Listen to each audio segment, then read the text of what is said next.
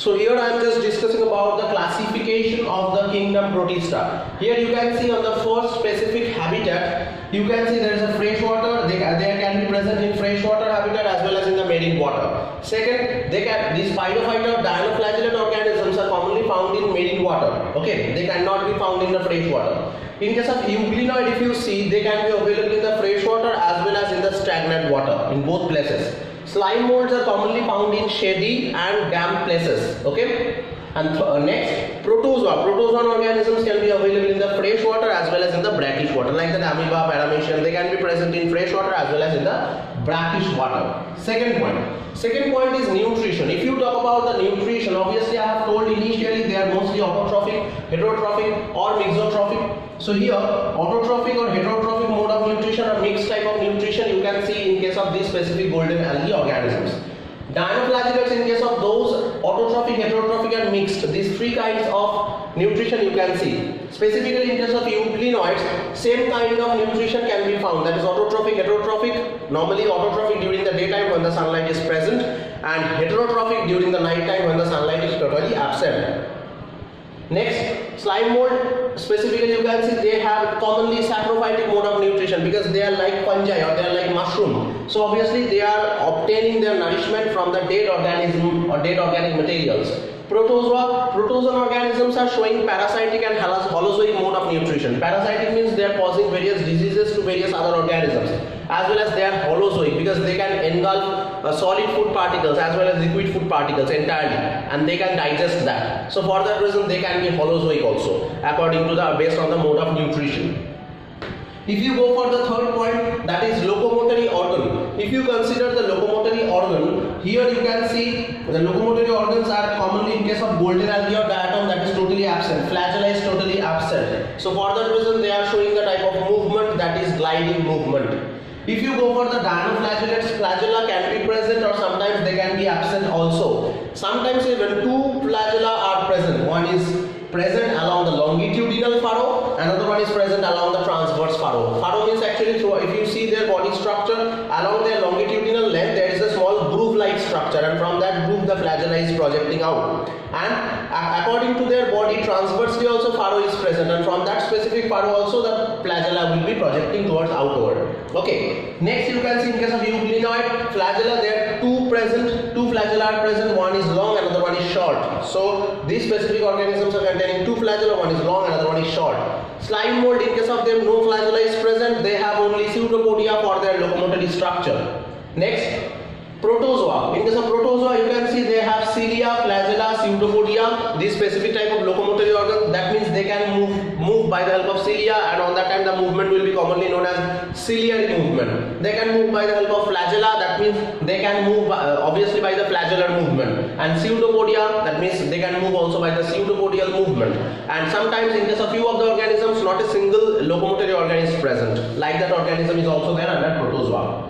Cell wall. If you see the cell wall structure, specifically in case of golden algae, the cell wall is present, and that specific cell wall is made up of cellulose and silica. Cellulose and silica is actually the constituents of the cell wall present in golden algae or diatom. Another very important feature for the diatom is they have two body coverings. One is the upper one, another one is the lower one. Upper body covering is commonly known as epitheca, and lower body covering is commonly known as hypotheca. So these two types of the body coverings can be present in case of these golden algae or diatom organisms, that is upper one epitheca and lower one hypotheca. Second, in case of dinoflagellates, cell wall present, and that is only made up of cellulose, nothing else. If you see the euglenoid organisms, they don't have the cell wall, so that's why it is written absent, and they have a special kind of cell wall that is commonly known as pellicle. So the true cell wall is totally absent in case of euglenoid. They have a body covering that is commonly known as pellicle. Next, slime mold. If you see the slime mold, they are also lacking the cell wall, and they are secreting slime or mucilaginous substances, which is actually protecting them from any kind of predator as well as for movement. And the next and the last one, in case of protozoa, this specific type of cell wall is totally absent. They only have the plasma membrane, and according to that, due to the presence of the only plasma membrane, they are doing the activities by that only. If you go for the pigments, you will see that in case of specifically golden algae or diatom, they have chlorophyll, they have xanthophyll, as well as they have diatomine. Due to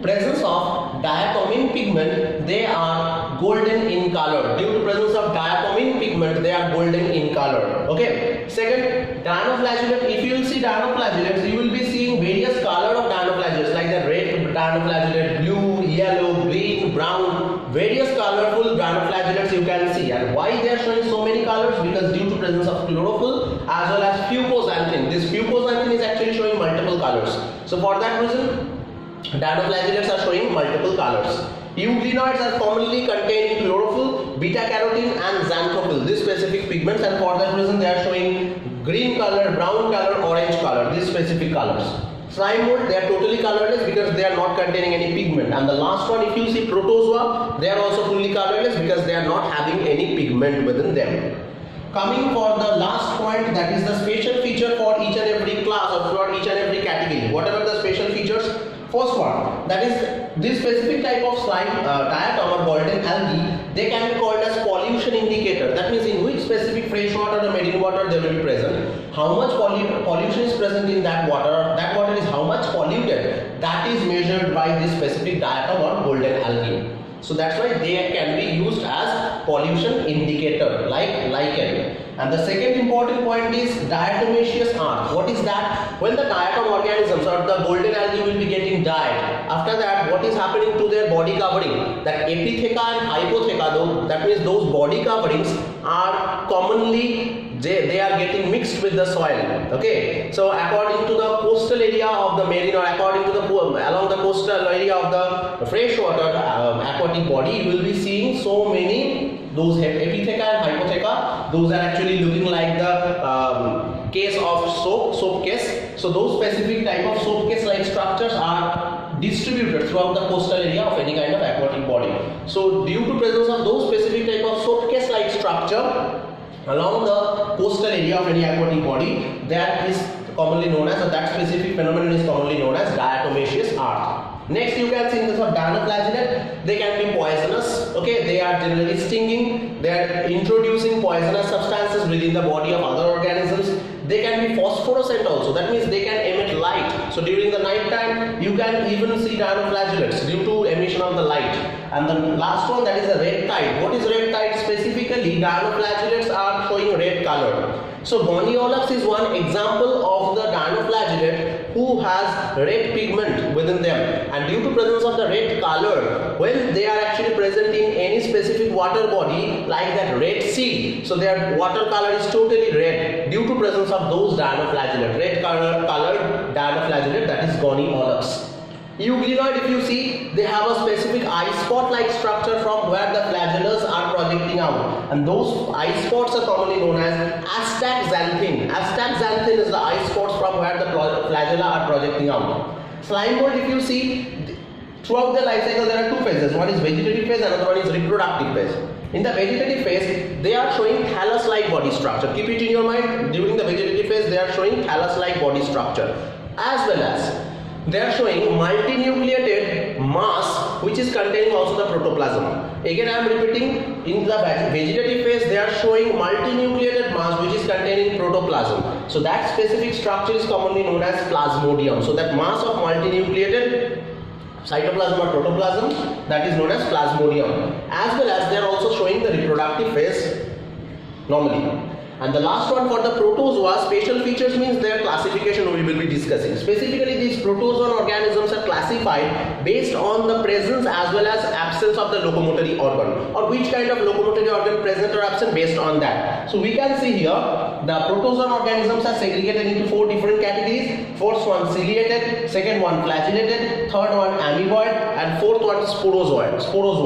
So first one ciliated protozoa. Ciliated protozoa means those specific type of protozoan organisms who are containing cilia as a locomotory organ. Cilia is present throughout the entire body surface, and that is helping the organism by continuous movement of those cilia. That organism is just moving from one place to the next place. So those organisms are containing cilia are commonly known as ciliated protozoan organism. As an example, paramecium is a ciliated protozoan organism. Keep it in your mind. Second one, flagellated. Flagellated means those organisms are containing flagella, maybe towards the apical portion or towards the terminal end or the rearing end. So that's why due to presence of the flagella, they are showing the flagellar movement. As an example, trypanosoma, that is a such kind of protozoan organism which is moving from one place to another place by the help of flagella. So these are commonly known as flagellated protozoa. Third one, amoeboid protozoa. That means this kind of protozoan organisms are amoeba. They don't have a proper body shape. They are always showing the sol gel theory, or their body is always sol-like, and they have pseudopodial processes for their locomotion. So that specific organisms who are showing pseudopodia as their locomotory organ, and they don't have a proper body shape even, those organisms are coming under the amoeboid category.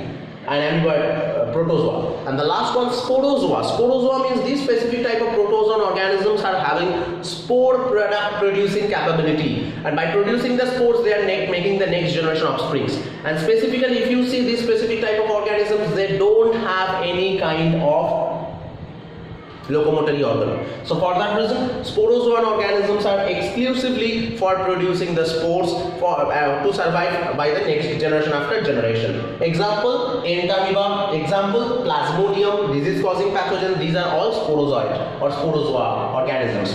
So here, this is the total classification with the special features of each and every class of kingdom Protista. Just I am recapitulating once for you. First one, that is the mode of nutrition. You can see here in the mode of nutrition, you can see there is the three modes of nutrition, that is autotrophic, heterotrophic and mixotrophic. Autotrophic means who are getting the nutrition, they are not specifically they are not getting the nutrition, they are making their food itself by the help of sunlight or by the help of chemical substances. Heterotrophic mode of nutrition, they are obtaining the food from others, that's why they are heterotrophic mode of nutrition showing organisms. Next, mixotrophic mode of nutrition. Mixotrophic mode of nutrition is such kind of nutrition where both of the nutrition, autotrophic and heterotrophic, both nutritions you can see. Next, in case of reproduction, you can see mostly they are asexually reproducing organisms. They can't perform the sexual mode of reproduction. And asexually also they can perform two different modes. One is by the forming spores as well as by binary fission mechanism. These two procedures are helping them for further producing next generation offsprings. Excretion is commonly done by contractile vacuole, that is a special structure present in them. Them means specifically in amoeba and paramecium. So this contractile vacuole has another function also to retain the osmolarity, that means the osmotic concentration of our body fluid. Next, respiration. Respiration is such kind of process which is commonly done by the diffusion mechanism, and for that also gas vacuole is there for temporary storage of the gaseous substances, and from there the gaseous substances will be distributed throughout the body by the process of diffusion. Locomotory organs, cilia, flagella and pseudopodia, these three kinds of locomotory organs can be present, or few of the organisms are present without any locomotory organs, so for them that is totally absent. After that, I have discussed about these 5 different classes. The kingdom Protista is differentiated into 5 different classes. First one, Chrysophyta or diatom or golden algae. Second one, Phytophyta or dinoflagellate. Third one, euglenoid. Fourth one, slime mold. And fifth one, protozoa. And according to the features, habitat, nutrition, locomotory organs, cell wall, pigments and special features, we have just categorized them into various categories. Here I am just repeating the last point again because those are the special features. We have to remember properly that in case of golden algae or diatom, they are pollution indicator. When the diatom organisms are dying, their body covering, that is epitheca and hypotheca, which is looking like a soap case, those are deposited throughout the coastal area of the marine environment or other freshwater environment, and that is commonly known as diatomaceous earth. Next, in case of dinoflagellate organism, they are poisonous. They can emit even light, so that's why they are now commonly known as phosphorescent. And as an example, Boniolus is such kind of dinoflagellate which is red in color, and due to presence of Boniolus in a marine environment or in the marine water, that red tide can be found. That means when the water of the ocean is coming towards the coastal region in the form of tide, on that time you can see the entire water is reddish in color due to presence of these dinoflagellates, Boniolus. Euglenoids have a specific type of eye spot that is commonly known as astaxanthin, and from there the flagellar structures are just erupting. Slime mold, if you see the vegetative phase, they are showing the plasmodium like structure, that is the mass of multinucleated protoplasmic mass, and also they are showing the reproductive phase in their life cycle. And classification of protozoa, ciliated protozoa, that means those specific protozoan organism having cilia, so they are showing the ciliary movement, as an example paramecium. Flagellated protozoa, that means those protozoa who are having flagella as their locomotory organ, and they are showing the flagellar movement throughout their life. As an example, trypanosoma. Amoeboid protozoa, that means those specific protozoa who are amoeba-like or they are amorphous shaped body. They have pseudopodia as the locomotory organ. So those are all coming within the amoeboid category. That means commonly amoeba. And sporozoa, that means those amoeba and entamoeba both. And sporozoa specifically those specific type of protozoan organisms who are spore producing, and those spores are responsible for making the next generation of spring. As an example, Plasmodium, disease causing, malaria causing pathogen. So they are producing the spore. So I think the entire video, whatever I have taught here, you have understood, and I hope you have enjoyed this video a lot. Thank you everyone.